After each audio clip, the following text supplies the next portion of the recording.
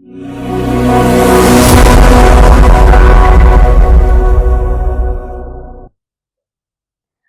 वालेकुम dear students, कैसे हैं आप सब? My name is Anam Rabbani and I am your teacher of social studies for grade 5। बच्चों, हम पढ़ रहे थे chapter number 3 life in desert and forest regions, और आज हम पढ़ेंगे कुछ डेजर्ट के क्लाइमेट्स के बारे में और many other things about deserts. तो चलिए पढ़ते हैं। क्लाइमेट यानी कि डेजर्ट्स का क्लाइमेट कैसा होता है, उनका मौसम कैसा होता है। वेदर और क्लाइमेट में आपको डिफरेंस मैं पहले भी बता चुकी हूँ कि वेदर हम कहते हैं डे टू डे कंडीशंस को, और क्लाइमेट हम कहते हैं कि किसी भी इलाके का या किसी भी रीजन का एक लंबे अरसे के लिए जो वेदर रहता है उसको हम क्लाइमेट कहेंगे। So all deserts have very low rainfall and sometimes there is no rain for several years. तो अब वो आपको बता रहा है कि जितने भी सहरा होते हैं उनमें बहुत कम बारिश होती है। There is very low rainfall and sometimes there is no rain for several years. और कभी कभी ऐसा भी होता है कि कई साल बारिश होती ही नहीं है। There is no rain for several years. अगर कोल्ड डेजर्ट्स की बात की जाए, temperature remains below 5 degree Celsius during winters. तो टेम्परेचर 5 डिग्री सेल्सियस से भी नीचे रहता है ड्यूरिंग विंटर्स। मैंने आपसे पहले भी ये बात डिस्कस की थी कि ये एक गलत कंसेप्ट है कि सहरा सिर्फ गर्म होते हैं या वो सिर्फ मिट्टी के होंगे। सहराओं का मौसम ठंडा भी होता है। नॉर्मली ड्यूरिंग डे टाइम बहुत ज़्यादा गर्मी होती है और रात के टाइम टेम्परेचर नीचे चला जाता है, यानी कि ठंड हो जाती है। तो जो कोल्ड डेजर्ट्स हैं, जहाँ पे दिन में बहुत जल्दी मौसम गर्म हो जाता है और रात में फौरन से ठंड हो जाती है, वहाँ पे temperature remains below 5 degree Celsius. वहाँ पे सर्दियों के दौरान टेम्परेचर 5 डिग्री सेल्सियस से भी नीचे चला जाता है। और अगर हॉट डेजर्ट्स की बात की जाए, temperatures up to 60 degree Celsius have been recorded. तो वहाँ पे 60 डिग्री सेल्सियस तक भी टेम्परेचर चला जाता है। So you can see a wide difference, 5 degree Celsius and 60 degree Celsius. It is hot during the day, but the temperature drops at night because during the day the land heats up very quickly. During the day, यानी कि दिन में, the temperature drops at night because during the day the land heats up very quickly. Land heats up very quickly. सहरा की जो भी मिट्टी होती है या रेत होती है वो बहुत जल्दी गर्म हो जाती है, जिसकी वजह से आपको बहुत ज़्यादा गर्मी लगती है या गर्मी महसूस होती है। लेकिन रात में इसके ऑपोजिट होता है। जो मिट्टी या रेत होती है वो उतनी ही तेज़ी से ठंडी हो जाती है, जिसकी वजह से रात काफ़ी ठंडी होती है। अब हम बात कर लेते हैं डेजर्ट्स की लोकल विंड्स की, यानी कि जो वहाँ हवाएं चलती हैं। Usually dry and dusty. तो वहाँ की हवाएं कैसी होती हैं? They are usually dry and dusty, यानी कि मिट्टी वाली और सूखी हवाएं होती हैं, dry winds. These winds have local names. अब इन हवाओं के भी कुछ नाम रखे हुए होते हैं वहाँ के लोगों ने। They have got some local names. In the northern Sahara they are called the khamsin. तो यानी कि नॉर्दर्न सहारा का जो इलाका है वहाँ पे उन हवाओं को क्या कहा जाता है? खमसिन। आपने ये नाम याद रखने हैं क्योंकि ये आपको फिल इन द ब्लैंक्स में या एमसीक्यूज में आ सकते हैं। फिर इन द साउथ द हार्मटन, और इनको साउथ में क्या कहा जाता है? द हार्मटन। हमने पहले बात की नॉर्दर्न सहारा की, वहां पे इनको कहा जाता है खमसिन और इनको साउथ में कहा जाता है harmattan. In the Mediterranean they are known as sirocco. तो we have talked about 3 names: Khamsin, Harmattan and sometimes there are whirlwinds and sometimes there are sandstorms, यानी कि कभी कभी भंवर, whirlwinds, Bhanwar, and sometimes there are sand storms, और कभी कभी मिट्टी के तूफान आते हैं।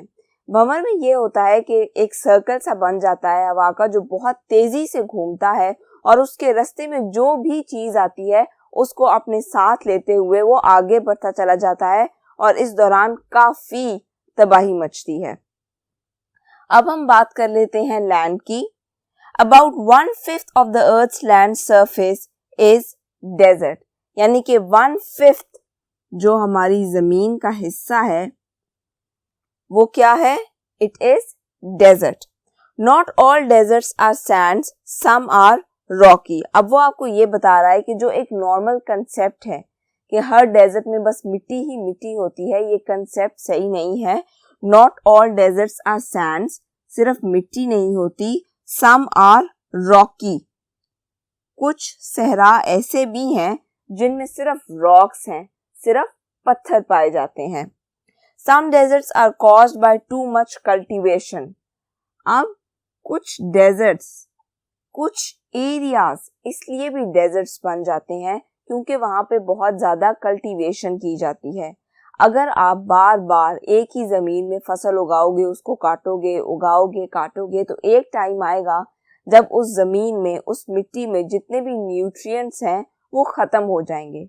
मतलब वो बिल्कुल बंजर हो जाएगी, वो इस काबिल नहीं रहेगी कि आप मजीद उसमें कुछ उगा सको। तो फिर वो इलाका क्या बन जाएगा? सहरा। Deserts are also created when grazing animals eat up all vegetation. The land gradually becomes barren.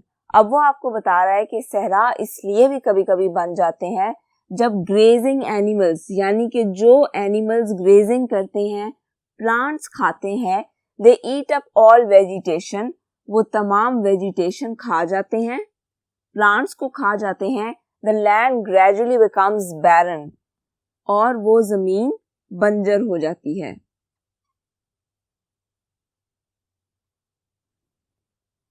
The dry soil is blown away by the winds and plants can no longer grow there.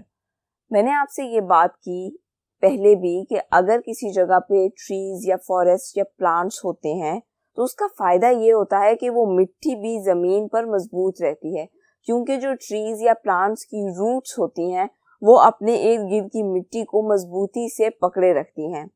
अब वो हमें ये बता रहा है कि अगर grazing animals किसी जगह की वेजिटेशन को मुसलसल खाते रहते हैं तो वो जमीन बंजर हो जाती है।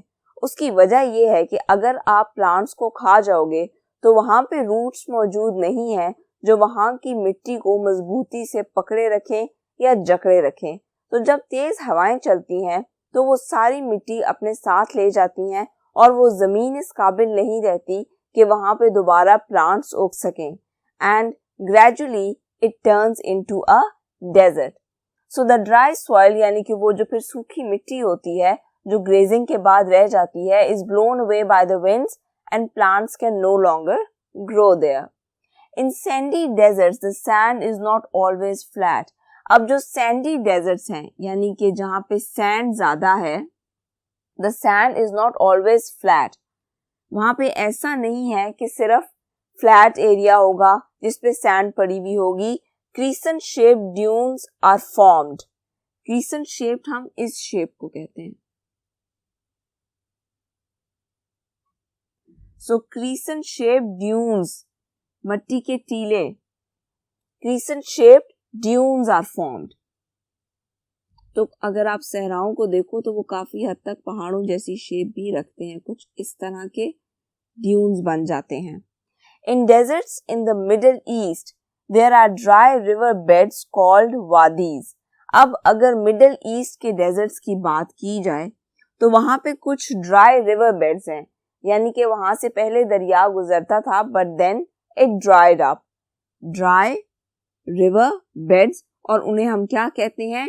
वादीज, जिन्हें इंग्लिश में कहा जाता है valley. If there is any rain at all, a wadi can flood within minutes. लेकिन अगर बारिश हो जाए और बारिश थोड़ी ज्यादा हो तो a wadi can flood within minutes. तो within minutes दोबारा से उस जमीन से पानी गुजरना शुरू हो जाता है और सैलाब भी आ सकता है, क्योंकि उसकी शेप ही कुछ इस तरह की बनी हुई होती है कि वहां से पानी बहुत प्रेशर से गुजरता है। There are also oases in deserts. अब बच्चों what are oasis? Oasis deserts में एक ऐसा एरिया होता है जहाँ पे पीने का पानी होता है और उसके गिर्द कुछ प्लांट्स उगाते हैं और नॉर्मली जो लोग डेजर्ट्स में ट्रेवल कर रहे होते हैं वो ओएसिस से ही पानी को कलेक्ट करते हैं, क्योंकि वैसे डेजर्ट्स में पीने के पानी का बहुत मसला रहता है। इसलिए लोगों ने अगर पानी लेना हो या जानवरों ने पानी पीना हो या कोई डेजर्ट में ट्रेवल कर रहा हो और उन्होंने पानी लेना हो तो ओएसिस से ही नॉर्मली आपको पानी मिलता है। Now let's talk about the vegetation of desserts, यानी कि डेजर्ट्स के प्लांट्स किस तरह के होते हैं। Desert plants have few leaves and thick fleshy stems. तो डेजर्ट में जो प्लांट्स होते हैं उनके फ्यू लीव्स यानी कि बहुत ही थोड़े पत्ते होते हैं एंड थिक फ्लैशी स्टेम्स, लेकिन इनकी जो स्टेम्स होती हैं दे आर थिक, वो मोटी होती हैं, फ्लैशी यानी कि उन पे काफी फ्लैश होता है। जैसे आप कैक्टस के प्लांट के देख लो, आप उसकी पिक्चर अभी भी अपनी स्क्रीन्स पर देख सकते हो। अगर आप पिक्चर्स को गौर से देखो तो उसके लीव्स ज्यादा नहीं है, बल्कि जो चीज आपको नजर आएगी those are thick fleshy stems, और इन पर कभी कभी कांटे भी लगे हुए होते हैं। They are usually spiny, so we have talked कि उन पर कभी कभी कांटे भी लगे हुए होते हैं। The thick stems store water, लेकिन उनकी स्टेम्स इतनी थिक क्यों होती हैं? क्योंकि वो पानी स्टोर करती हैं, अपने अंदर पानी को जमा करती हैं, क्योंकि सहराओं में बारिश अक्सर तो होती नहीं है, इसलिए जब भी होती है या जब भी उनको थोड़ा बहुत पानी मिलता है तो वो उसको अपने अंदर स्टोर कर लेते हैं for a longer period of time.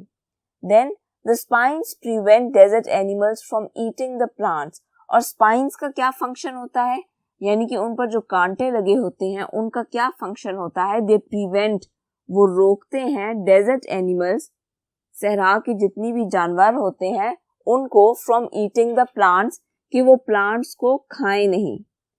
यानी कि कांटे उन जानवरों को इस चीज से रोक के रखते हैं कि वो उन प्लांट्स को खाएं और फिर दोबारा से वो इलाका बंजर हो जाए। The roots of desert plants spread very far in search of water.